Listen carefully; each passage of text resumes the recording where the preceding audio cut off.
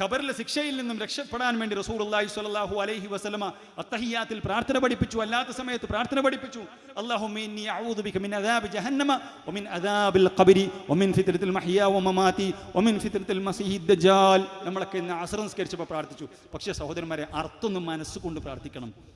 അർത്ഥൊന്ന് മനസ്സിലേക്ക് കൊണ്ടുവന്നുകൊണ്ട് പടച്ച റബ്ബേ ഖബർ ശിക്ഷയിൽ നിന്നും അതേപോലെ തന്നെ നരകശിക്ഷയിൽ നിന്നും ദുനിയാവിലും ആഖിറത്തിലുള്ള പരീക്ഷണത്തിൽ നിന്നും എന്നെ രക്ഷപ്പെടുത്തണമേ എന്ന് ഒരു അദര വ്യായാമമായി പറയുകയല്ലാതെ അർത്ഥം മനസ്സിലേക്ക് കൊണ്ടുവന്ന് പ്രാർത്ഥിക്കാൻ നമ്മൾ തയ്യാറാകണം. അതേപോലെ തന്നെ റസൂലുള്ളാഹി സ്വല്ലല്ലാഹു അലൈഹി വസല്ലം ഖബർ സന്ദർശിക്കുമ്പോൾ ഖബറാളിക്ക് വേണ്ടി പ്രാർത്ഥിക്കാൻ വേണ്ടി പഠിപ്പിച്ചു. എന്തിനാ ഖബർ സന്ദർശിക്കുന്നത്?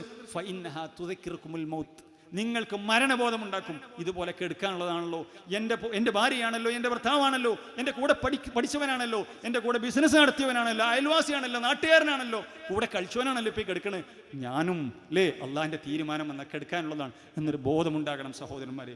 അതേപോലെ തന്നെ റസൂലുള്ളാഹി പറഞ്ഞു, നിങ്ങൾക്ക് പരലോക ബോധമുണ്ടാക്കും. അങ്ങനെ നിങ്ങൾ ഖബറാളികളെ സന്ദർശിക്കുന്ന സമയത്ത് അസ്സലാമു അലൈക്കും അഹ്ല ദിയാരി മിനൽ മുഅ്മിനീന അഹ്ല ദിയാരി മിനൽ മുഅ്മിനീന വൽ മുസ്ലിമീൻ وإنا إن شاء الله بكم لاحقون أسأل الله لنا ولكم العافية.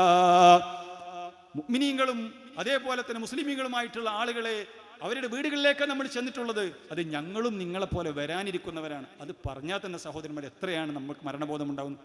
നിങ്ങളെപ്പോലെ ഞങ്ങളുമായിട്ട് വരാനിരിക്കുന്നവരാണ്. നിങ്ങൾ നേരത്തെ പോയി, ഇൻഷാ അല്ലാഹ് നിങ്ങൾ വരാനിരിക്കുന്നത്. അതുകൊണ്ട് ഞങ്ങൾക്കും നിങ്ങൾക്കും അല്ലാഹു സുബ്ഹാനഹു വ തആല സൗഖ്യം തരട്ടെ എന്ന് പ്രാർത്ഥിക്കണമെന്ന് റസൂലുള്ളാഹി സ്വല്ലല്ലാഹു അലൈഹി വസല്ലമ നമുക്ക് പഠിപ്പിച്ചു തരികയുണ്ടായി.